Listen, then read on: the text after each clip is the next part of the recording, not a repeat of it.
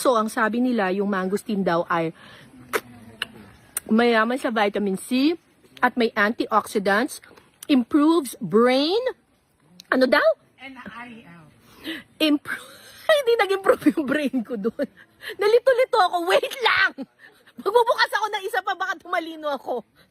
So, nakakapagpa-boost siya ng immune system. Yes. And nakaka-improve daw siya ng aging, ano? Healthy aging. Ulit-ulit. Ulit na naman ako. O, ayan na. Take 2 tayo. Ang mangosteen ay mayaman sa vitamin C at meron itong antioxidants. Nakaka-boost ng immune system.